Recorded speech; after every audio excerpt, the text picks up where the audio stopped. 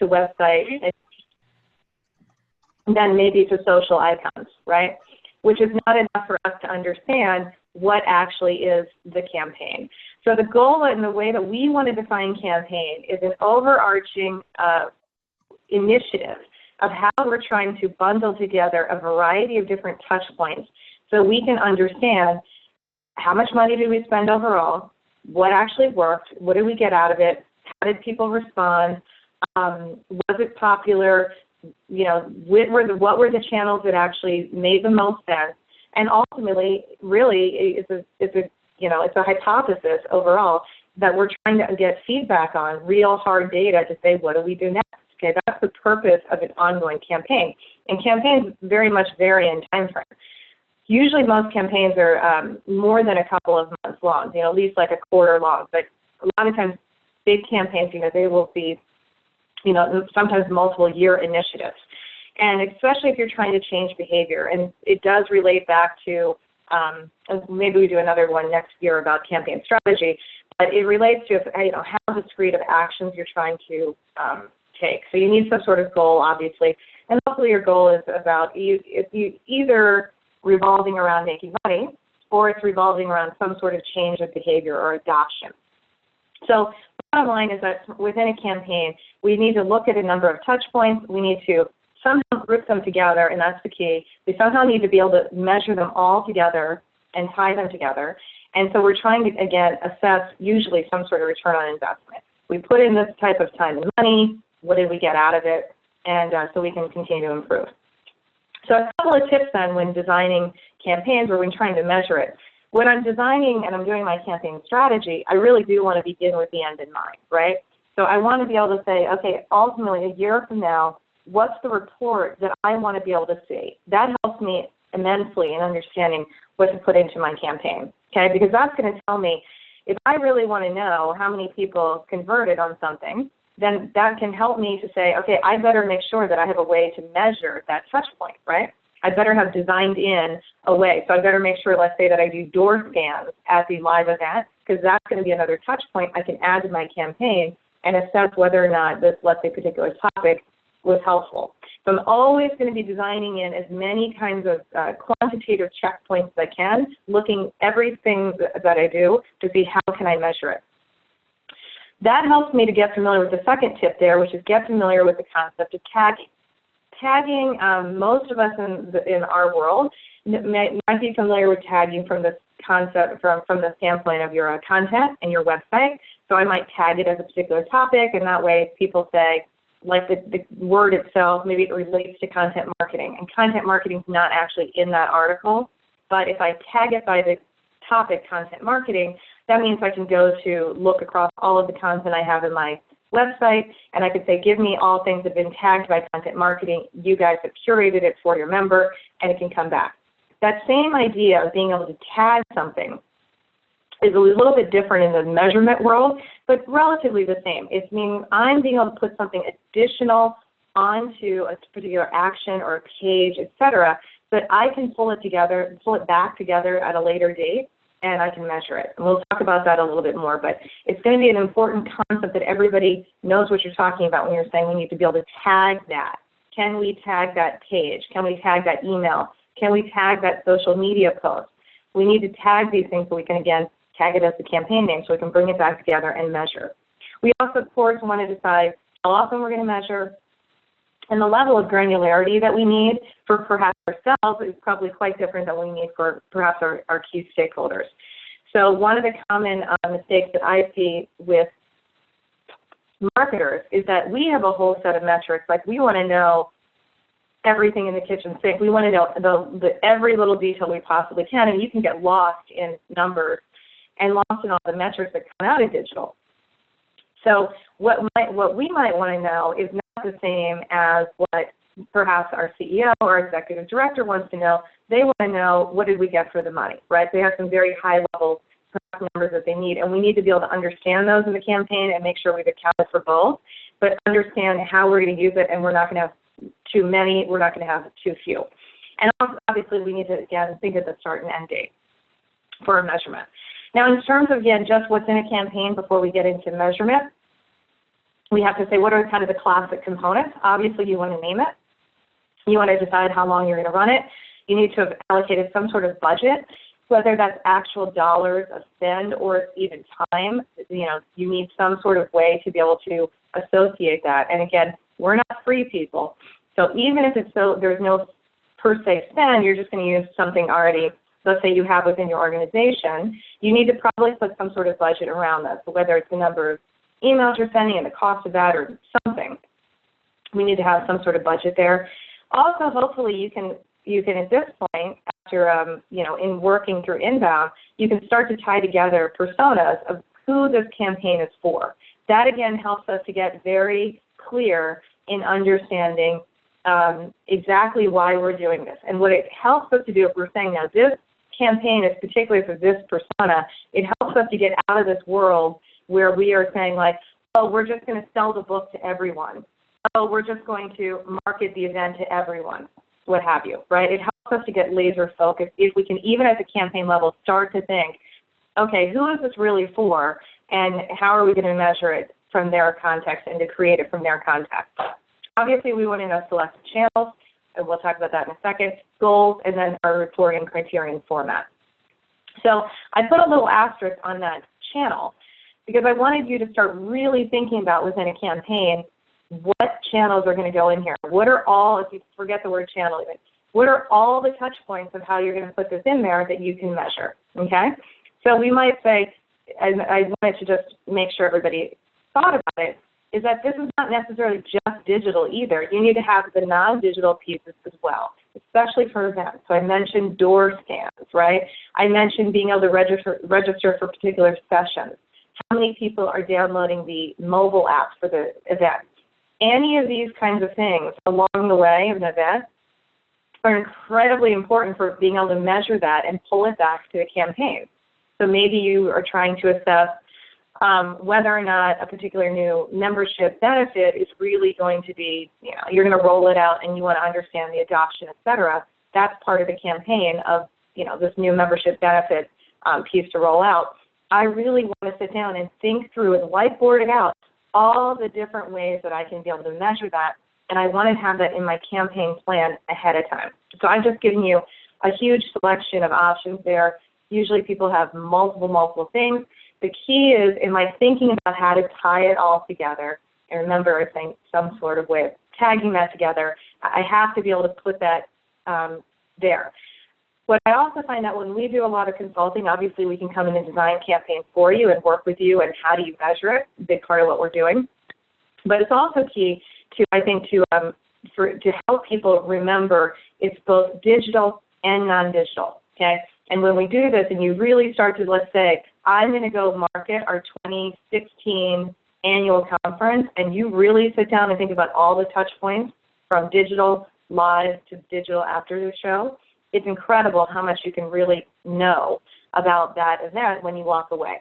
That's really what you want to start looking at, not just number of attendees and the amount you got that year, because that means every year you got to start over with a big goose egg and do the whole thing again, versus having all this rich campaign data where it would help you have a lot better understanding about what to do next. And that rich data, putting it all together, the aggregate, is what's going to give you the insight you need in order for you to more effectively continue to get more effective in your marketing.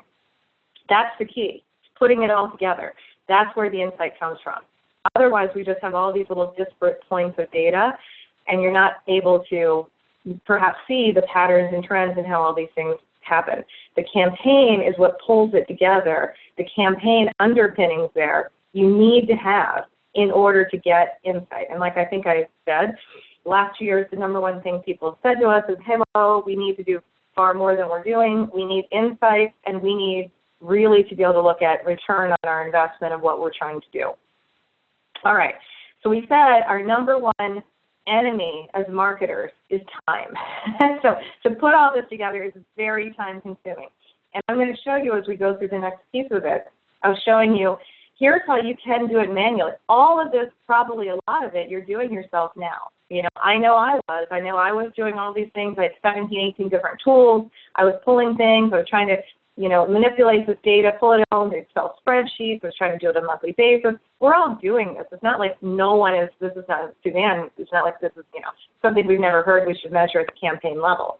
But for most of us, it's so time consuming that, again, it becomes something that kind of falls through the cracks because it's just not as pressing as getting out the next email.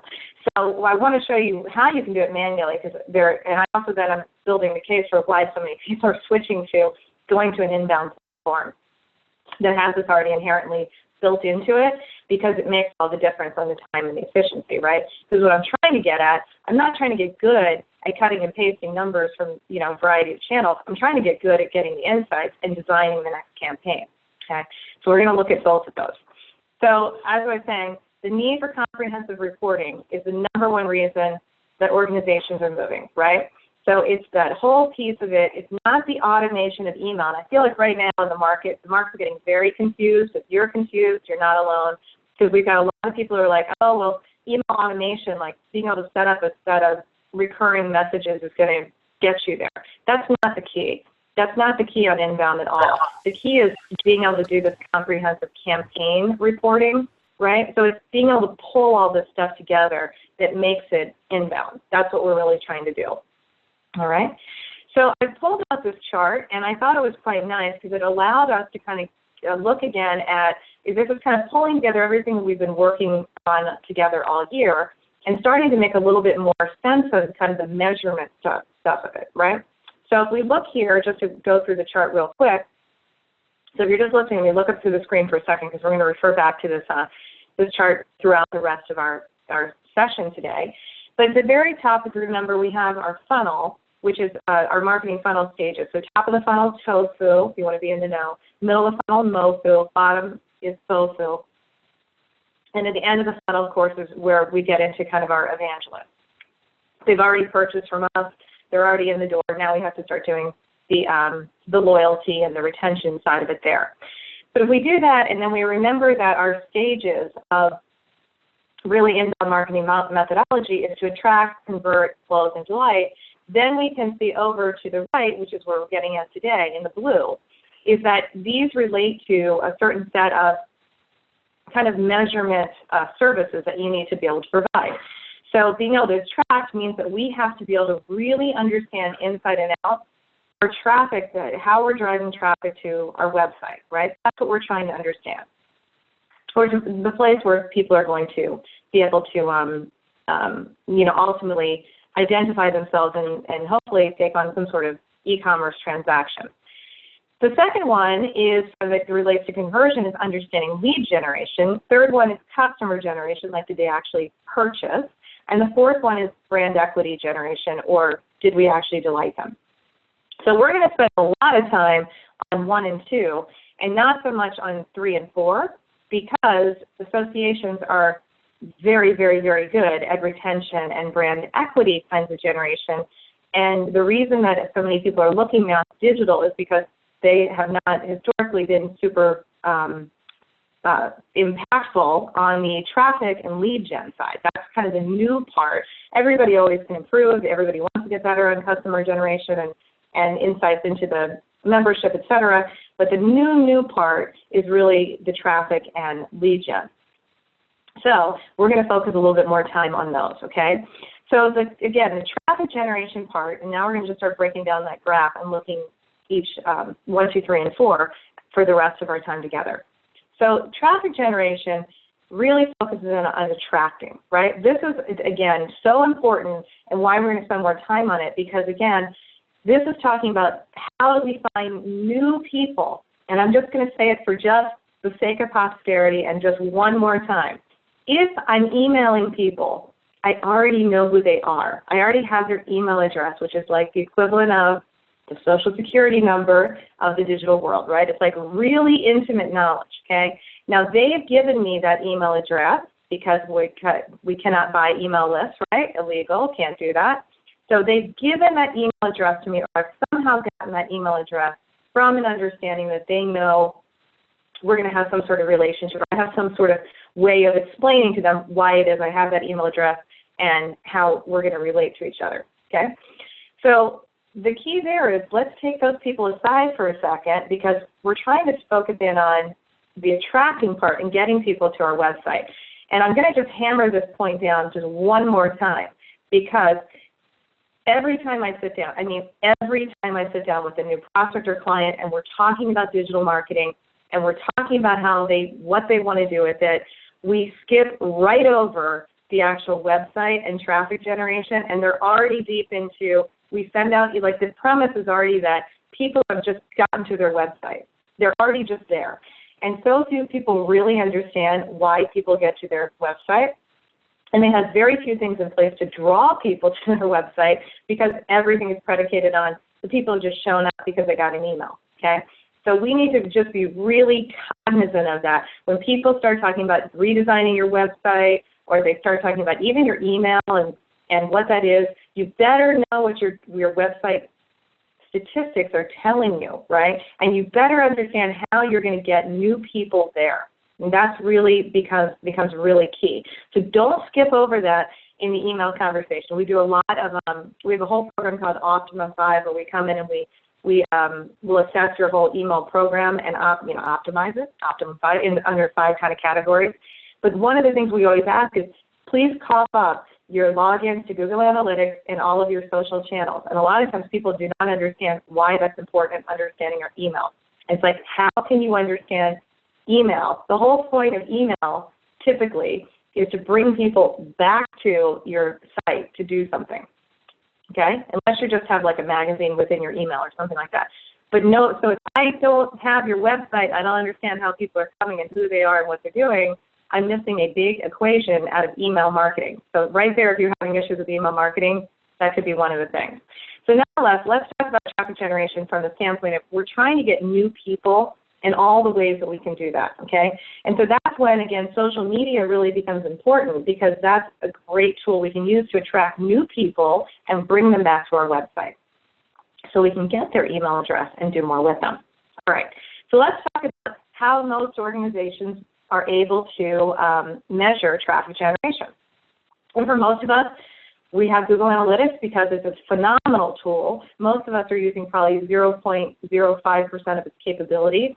And the thing that I'm often just really upset about, to be honest, is that a lot of times the marketing and communications departments do not have any access to their Google Analytics at all.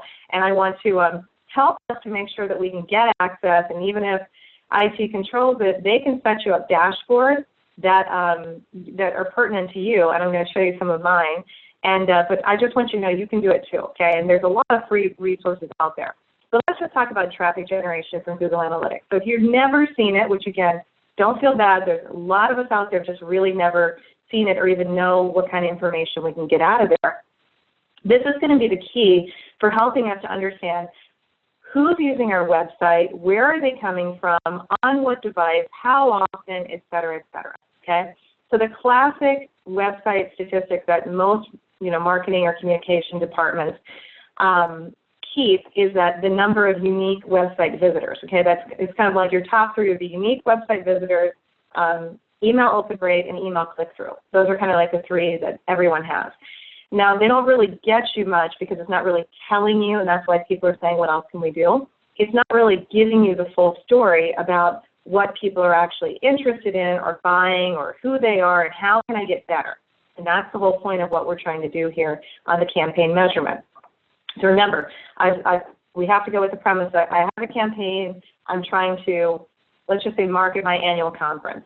So I want to understand, of the people coming back to my website, how many of those are coming from efforts that I made to market my annual conference, and how many of those are in the right spot, they're the right people I want, et cetera. It looks and smells like the people I'm trying to target. And then ultimately I want to be able to say, right, did they actually do the activity that I'm asking them to do?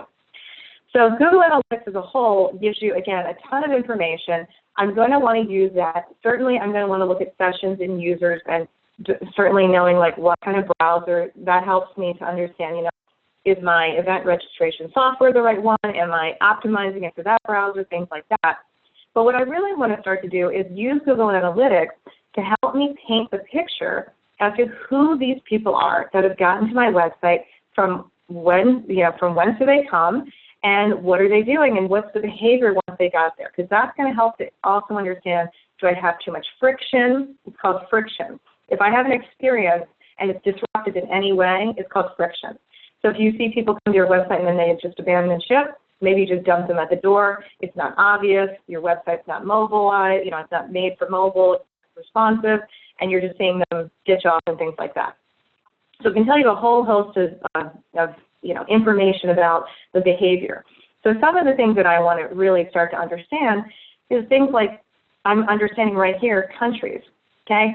So if I'm really heavy into email marketing and I look at my countries, then I should also be saying to myself, hey, let me make sure if I'm going to capture their email address, because let's say ostensibly these are new people, I need to make sure I'm in compliance with all of these different laws and things like that, and I've designed it for this experience. So for, we're looking here, mostly U.S. and Canada, I better make sure that, I've done something kind of for these things.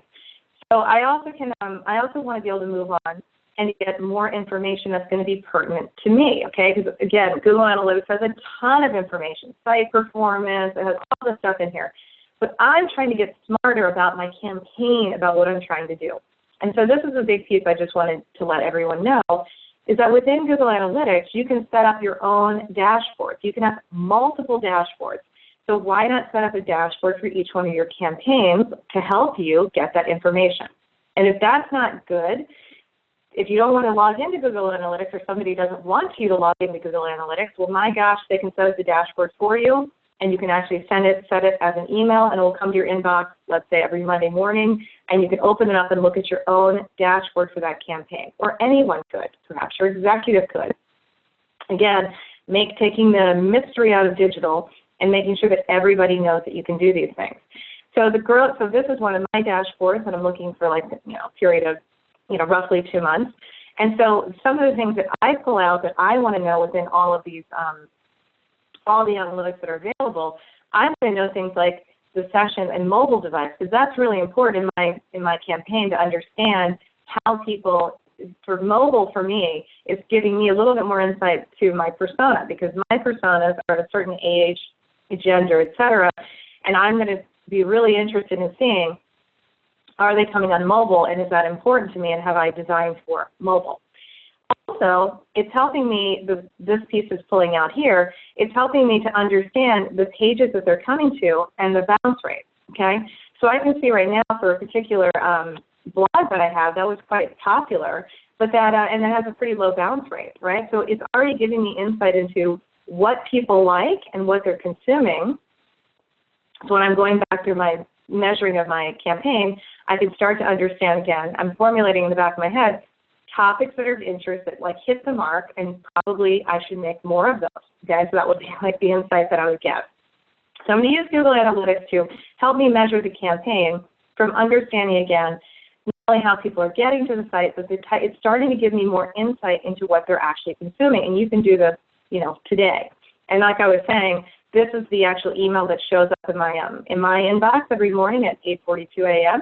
And you can see that it's, I've written a little note to myself saying, hello, your report's attached. So I just want you to know it's really easy to do, and you guys should all, be hounding somebody to get that made for you today, et cetera, to get that information. Okay, but again, what I was saying to you is the insights I'm trying to get to is, am I getting the right people? Are my sources working? Meaning I put money out onto Twitter, or I just put my time into Twitter. And is that working? Is that generating the people that I'm trying to get to? Are people getting to the right pages, and are they interested? So again, like that blog topic example, are they interested? I'm trying to measure those things around it to understand, is my campaign being effective? So to get to that point, one of the other things that Google has in there is we'll show you things by source. So again, your source is where do they come from? And I need to understand that. So here's an example, again, from the same growth time frame we were looking at. It's looking at my source, which is PPC, pay-per-click, and the medium, so I did some Google AdWords in there, and it's showing me, did this result in something, okay? And so it's showing me kind of, top down what worked. So this is really important for me in my campaign. I've got to understand what's actually working, because these things are tied to time and or money. So it's important for me to understand what's actually working. I've got to have in my campaign measurement an understanding of source and understanding what it actually generated. Okay, so to me, this is very important, and this is even not only more important, but you got to have it. If you only have email open rate and click-through, and you don't have source, then, and you're only looking at website visitors, you're doing yourself a disservice. You need to put source in there so you're understanding. You might be surprised. You might be like, I had no idea. Like for many of our clients right now, Bing is a very big source for them, and they had no idea. They just completely focus in on Google. It's like, well, you better look at these Bing users because maybe this is someplace you want to, advertise and put something about your association. Okay, so source is going to help us understand some of the behavior, and it's also going to help us understand if where I'm spending my money, I'm actually getting some results. So if you look a couple down there, the organic search at Google is awesome. It costs me nothing. Love that. But then if you look down there for like the ads.simplify and the eStats, et cetera, those are all part of a retargeting campaign that I've been running. So I would definitely want to see those in my source to know that this thing is actually generating results. Again, would this be too in-depth for an executive to look at? Yes. Right? So they probably don't want to get down to this level of detail. But for you, the marketer communicator, you definitely need to know these pieces. And this is readily available, today. As long as you have Google Analytics on your website, you should start pulling these things out today and understanding that. So Google Analytics, again, manually I can pull this together. It can also give me insights such as this. So it's showing me across my, website pages or landing pages what's actually being effective. So it's showing me, I know when people got there, how many entrances do they have in a certain time frame, and then the number of page views. So that's really important because I need to understand, I should be able to, this should be part of in my campaign measurement of understanding that, can I look specifically at the behavior, what's happening, let's say, on the solution areas page. That's going to be important for me to be able to pull that out and to study that. And maybe you also didn't know that Google Analytics will also show you things by hour of the day. So it's showing you the behavior of your users of when they're on that website, and you can correlate it to your other activities. But what that helps you to do is get really, really smart about when you're actually going to try to communicate with them. Or like maybe if we know that people are, in our case, a little insight we got here is most of the people are there during the day, during Monday through Friday, but that there seems to be this between 9 and 11 p.m. time frame for the people using our website where people are doing more work. Now, if you're working in an association and you're on HighRoad Solutions website between 9 and 11 at night, that's already telling me something about you, okay? Either like you have no life, or probably more probable, you're an overachiever and you're trying to do some extra stuff, right? And you're really either interested or you're trying to get ahead, you're doing some extra effort. Those are our people, okay? That perfectly matches up with our personas. Those are the people that I want to target. So maybe between 9 and 11 p.m., I need to do something special for these people. See, so starting that measurement is starting to help me formulate even for the future, what am I going to do with that knowledge? Again, all that's readily available, Google Analytics, along with things like breakdowns between male and female and ages. Okay, and so this is can be perhaps an exciting thing for your organization to see. It certainly should dictate a lot of the design. We have a lot of people who ask us to redesign their website or emails and things like that. Websites too, but email. And if we don't know this information, it's very hard for me to design. Anybody can design something for you and say, oh, here, it looks prettier. But pretty is not what you want, right? That's not what we want at HighRoad. We want functional, okay? We want function first. So we need to, in order for me to design you a really great email, I need to know quite a bit about these users, because otherwise I'm just giving you a picture, and that's not going to cut it. It's the same thing with your website design. These things have to be driven from, form and function, and not just like slapping, pretty colors. Pretty colors is not going to generate us, revenue. So we need to understand this so we can align these things with our target markets, and we need to say, okay, so the people that are using this, is this aligning with the behavior that we've outlined from our persona, right? That's, again, we're trying to figure out, are these the right people? Is this what I'm expecting to see? So the design of my website, the content that's out there, whatever it is, the emails I'm sending, the tweets I'm putting out, are they starting to align? This is giving me the campaign measurement to tell me if I'm on target or not. All right? And then probably maybe lastly, maybe you weren't aware that Google Analytics automatically will take all of this data, and they do their Google algorithm magic there, and they'll actually break all that down, and they'll try to put it against affinity categories and segments, okay, to again give you some extra juicy insight into who these people are that are using your website. This can be really, you can gloss over it, or you can really start to sit down and look at this and say, do I know these people, right? And this is all getting into understanding how am I going to capture these people. Remember, this is a track, so I can say, wow, if I've got a ton of people who are like big-time movie, TV, and technophiles, right, maybe this I can do something additional that could be at my annual conference that would help to really pull these people in, right? It's giving me insight into other ideas for knowing my users. So I can talk to my event people and go, hey, do you know we've got some people who are like big time kind of techie, you know, video, camera type of people. Maybe we should do some like GoPro type of thing and strap it on somebody's, you know, hat at the conference and do some sort of like time-lapse video. It's amazing the kind of ideas that can come out because it's data-driven. And then when it works, you can't be that surprised. You're like, oh, look, we have the insights to come up with the idea, okay? So these are things that are already in Google Analytics that you can take advantage of. But one thing I want to point out is that everything we just looked at is at that aggregate level. This is looking at the whole website. I want the campaign level. And there's something called Google Tag Manager, which is also free, but it allows you, the concept is basically you put a container into the top of your website. You might need some tech help with this. You install just a piece of code, just like you do for Google Analytics. You drop in a little script. But within that container, you can put as many tags in as you like. That tagging allows me to do what? Tag individual pages at that campaign level. Now I can do Tag Manager and just report on those tags and be able to get that down to the campaign level that I want, okay? That is kind of the secret sauce from going from overall Google Analytics to really being campaign focused, is just employing Google Tag Manager.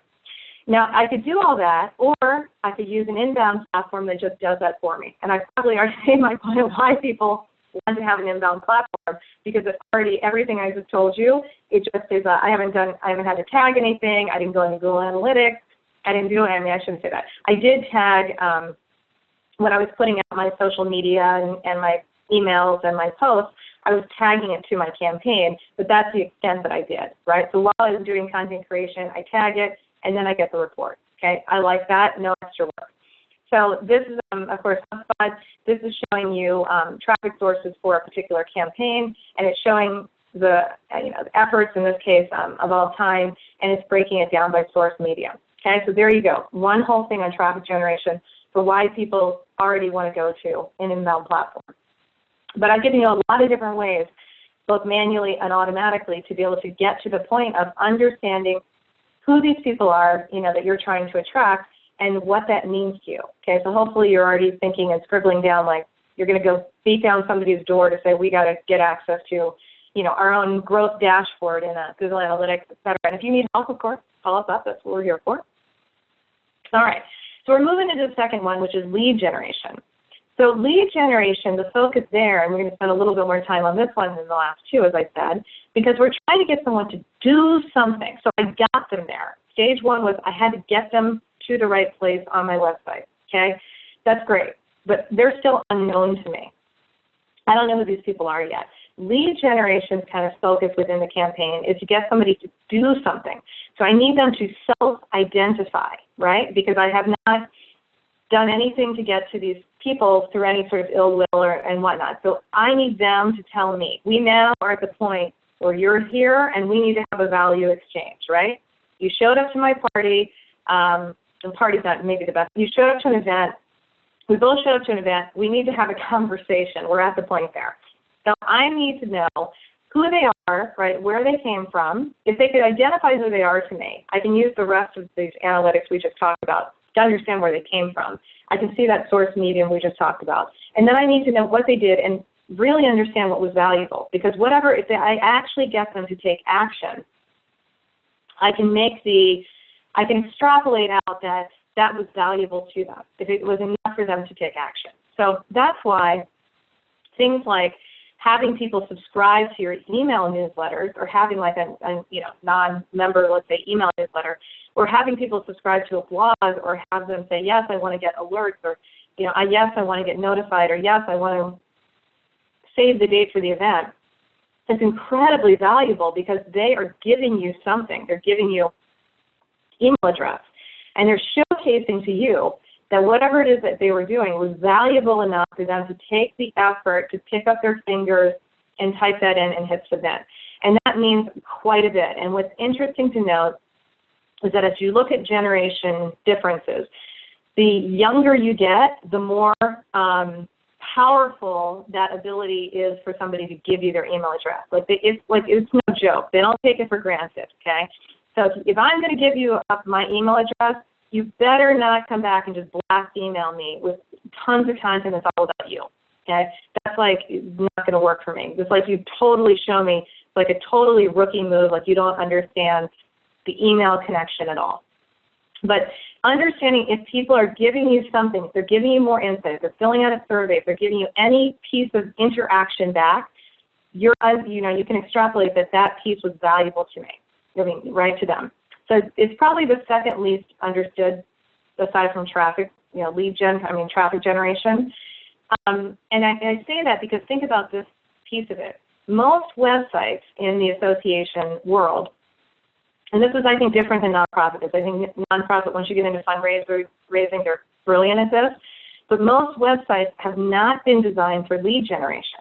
I say that because if we did a big survey and we looked at, let's say, all of our clients and prospects and things like that, and said how many people actually have email subscription forms onto their website, whether or not they have and most of them don't. So most associations don't have a website designed for lead generation. It has not been designed for interactivity. It has been designed for, with the basis of membership, and everything is behind password protected, gateway to get there, and then it's really based on being able to search for things through keyword search or tagging. And that's pretty much it, or like they're supposed to buy stuff. So it's interesting. So we're going into even a new world of website design and thinking on the user experience about how do I put interactivity into my website, because this allows me to further engage and study people, right? So now we're seeing a plethora of demand for people saying, can you help us create these tools, or like self-assessment things, or, some sort of like thing I can play with to like a slider image or something that helps me to interact with the user, like a self-reporting mechanism maybe for my certification unit, a self-planning tool. How do I see myself as a member in 5 years? What are the components that are important to me? Build my own little membership. Those types of things are really important, not just because they allow more interactivity with the person, but you're getting the additional information from them to help get smarter about who your market is and how I can better serve them. So websites themselves, typically not designed for lead gen because we don't have a lot of interactive forms and things on there. And so we go back to lead gen and just the examples from Google Analytics. Sure, it's telling me my stats on each individual page here, but it's not giving me any insight into like, well, what happened on that page, right? What resulted in that? What did I get out of it? Did I get information? So it's just giving me this flat metric to say, yeah, people got there and used the page, but not anything about the interactivity part. And that's the piece I need. So that's why another reason people go to inbound platforms, because the inbound platform allows you to build the page with these interactive pieces, usually some sort of form or a click-through or a button I push, or maybe again it can be like a slider, or it can be like a calculator. Anything I can do there, I can build out in my inbound platform, and that's allowing me to get to what I really want, which is the conversion. So how many of the people that got to that landing page actually did the interactive piece, okay? And that's why I circled that on this screen here to look at submissions, because now I'm looking at the conversion rate, which in this case is 32%, because I'm trying to understand, again, when I was doing this, is this something that hit the mark? Were people interested? Was it valuable enough for them to fill it out and to us to have that value exchange? And while I'm doing that, I want to know, how did they get there, right? Which we just talked about, some sources. So I look at my channels of what was effective in driving them to that landing page. And then also, it would be great if I knew like some of my, if I can drill down to these sources. So like for social, I want to know, well, okay, great, awesome, social's working, but like which one? And I want to be able to drill down and find out, oh, it was Twitter. Okay, so maybe I need to put more money into Twitter, or I just need to put more time and effort and not treat all my channels the same. But this idea of going a little bit deeper of lead generation is now giving me metrics about a very important thing, which is how many people are actually leads, meaning like they fell through into the next, so I'm going now from tofu into mofu and trying to move them down that funnel to become a customer. I'm trying to understand that, and I'm trying to then understand when is the appropriate time to either ask them to make the ask them to buy, or to reach out to them to get them down the path to buy, etc. That's what this is trying to help me to ascertain. I'm trying to understand now. I've got you. We hooked. We had a conversation. Now we're trying to see, are we a good fit, and can we move down this proper path to get to some sort of whatever the end goal is there, whether it's buying something or registering or adopting or something like that. So that whole thing about from the lead gen factor is I need to have this ability to be able to say, okay, within a certain page, and then I'm going to tie that, of course, to a campaign. Within my campaign, how successful was I in moving people from being attracting to becoming leads, right? They're self-identified now, and then within the leads, I want to move them down the funnel to become further and further and further qualified to see then ultimately did they result in becoming a customer.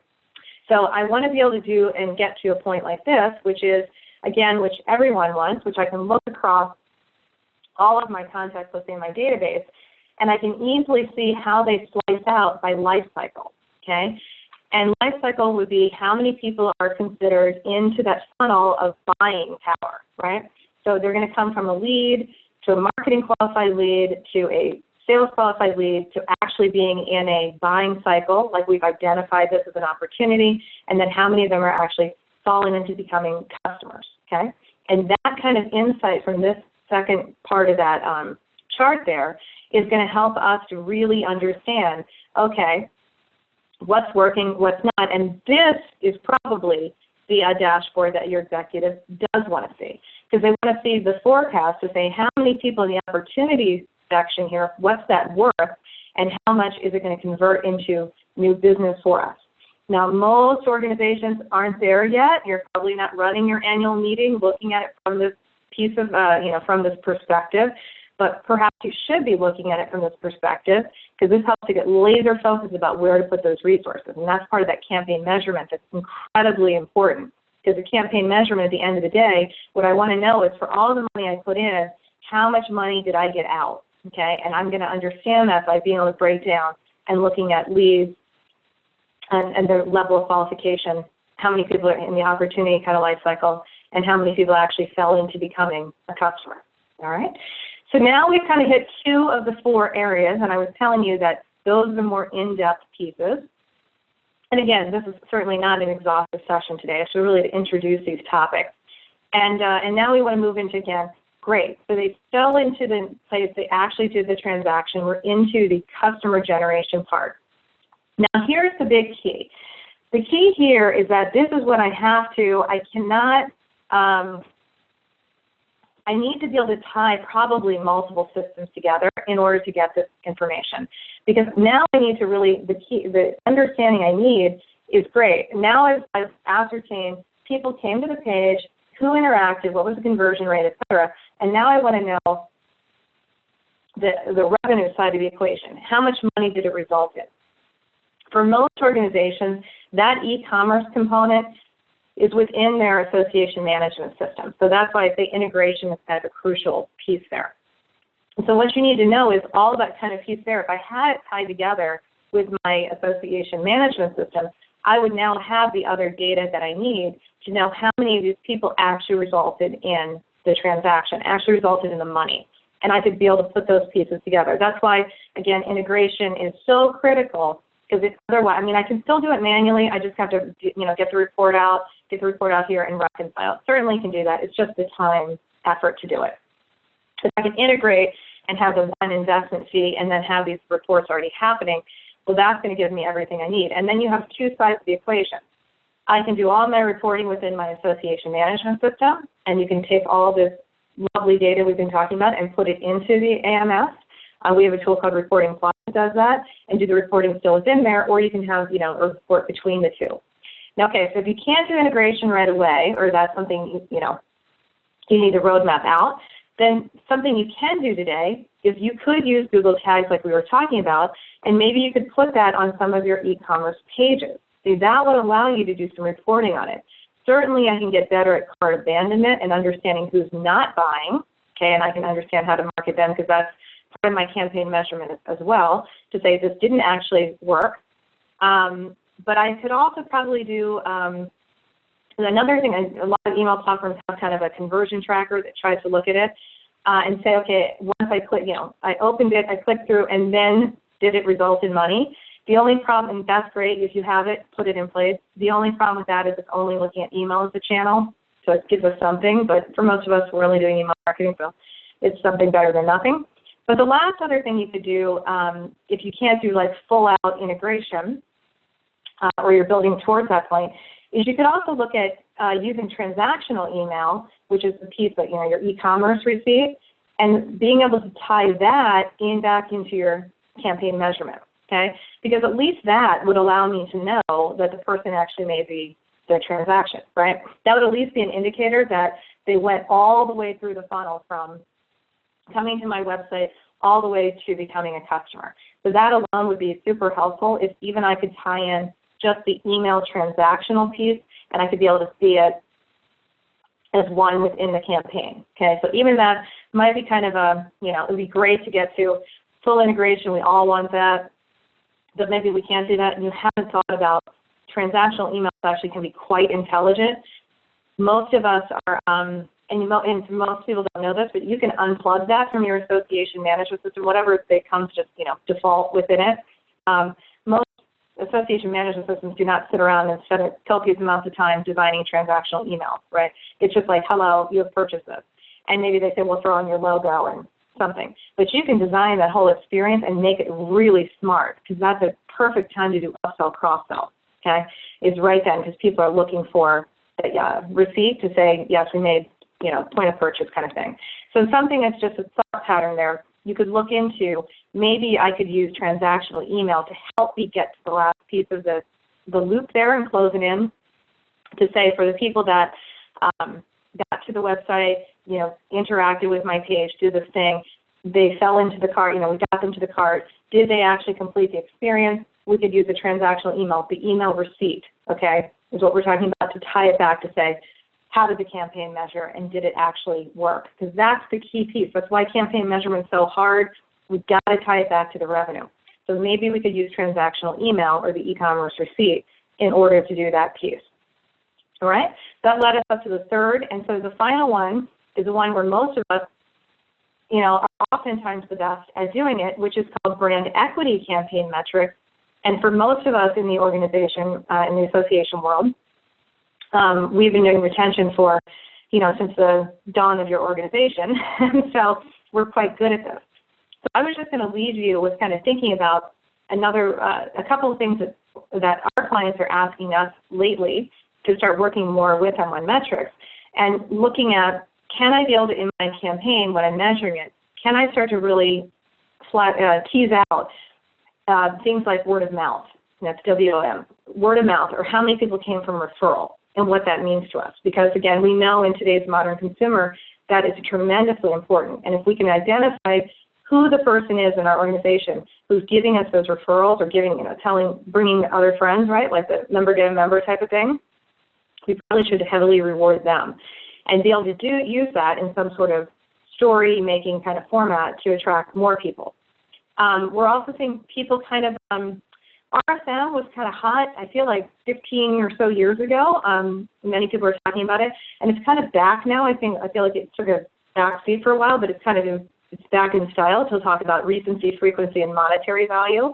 So this is telling me again, from all the people, let's say, who, let's say we're back to marketing our annual conference, well, who are the people that have gone, multiple times? When did they register? What was their overall value? What does that mean to me, right? So being able to understand, this is on the delight side, right? Now understanding who is just not just a regular, I registered and I attend, but who's really our evangelist. These metrics are trying to get to that. Certainly, if there are people who try to use the Net Promoter Score, basically what I recommend that's to a colleague. Survey responses are incredibly important, and this is now the newest kind of addition here is using lead scoring, so that the system itself, or you have a mechanism, again, you can do it manually, but you have a mechanism for being able to associate a score with user behavior to find out who's really the most valuable people to you, okay? So for example, you might say, for every year that you have come to our annual meeting, we're going to give you a score of 10. So if you went, 3 years, you get a score already of 30. If you bought the associated, pre-con, let's say workshop, we're going to give you another 10 points. If you went to the gala dinner and bought that ticket, we're going to give you another 10 points. And I'm going to look at all of my behavior across my entire customer database and give those scores and points to find out who bubbles to the top or who's at the bottom. Again, another way to slice and dice my population to give me understanding into, did the campaign work? So now if I'm going to go after people and I'm saying in my campaign, I want to go ahead and market my annual meeting, well, I probably should go to the people with the highest score first because they've shown the behaviors that I want to characterize and I want to be able to go and market to, right? And so what would be really great is if I had a tool, and then like probably the last reason on the campaign side that people decide to go with an inbound platform is because then I don't have to do the work myself and manually do all this. The system itself is just bubbling everybody up to the top for me. So this is HubSpot showing their predictive lead scoring system. And you can see that 10% of my population has a score above 68, and they've just bubbled up to the top. So if I want to now say, is my campaign doing well, I can use this as another touch point on the measurement side to be able to assess that quite quickly, right? And I can get to those people very, very accurately, and it's breaking it down by what I know about them as well. All right, so therefore we've kind of finished up on our chart of going through from our campaign measurement piece of it, a lot of these different pieces on the analysis side. So again, I just wanted to leave you with kind of two thoughts. So this is the first slide that we started with, which is the goal of campaign measurement, right, is to be able to kind of, rein in all these touch points and associate them around a particular campaign so we can measure them. Each campaign is usually different, has different components in it. Ultimately, we're trying to find out what we're trying to do. And I want to leave you with the idea on number 4 there about the what to do next. Because ultimately, you should be looking at all of these systems, and again, why integration is so key and why inbound platform is so key is because they really should start to be a data mining tool for you that you can start to slice and dice this. So if I have, one of the reasons, again, people go to an inbound platform is I've now collected information about users and across all of my social media landing pages and keywords and blogs and website visits and on and on and on and on. And now I can slice and dice it. So now I can say, give me all the people who went to the annual meeting, more than 3 times, who got there only through email, who are under 25. I mean, I can just be able to slice and dice and be able to get exactly to who I want so that my campaign continues to get better for the next year, right? So my campaign components and then the communications that come from it are going to get better and better because I want to see my campaign performance be able to increase, right? My accuracy should increase. So campaign measurement and summary, it's a ton of work without an inbound platform, without a doubt. Make sure, though, that you can do it. I don't want everybody, I think, in the world of marketing is doing some piece of this for sure. It's just it can help you get a whole lot better. And it can really get you to the analytics that you're looking for, that the C-suite cares about. It helps you to tie together, again, getting good at campaign measurement fills in the gap between marketing, sales, and communication, right? And there are 3 distinct things. These tools are getting to these measurements between can help you to do that. Be consistent in whatever methodology that you do come up with, right, and believe in the data. That's one of the probably top things is people don't believe the data. Like they get the data and they still say, well, we're just going to do it our way. So you've got to be a believer in the data and understanding your campaign, what it's trying to tell you. That's everything we have today on campaign measurement. Like I said, certainly an overview course. We'll have a lot more on this next year as we're more familiar with all the topics within. But hopefully we gave you, again, a ton of information on all the ways you can do that do things today. And with nothing else, go get your Google Analytics dashboard and get going. If you need any help, call us. That's what we're here for. Do good work. Make today great. Thanks, everybody, for joining.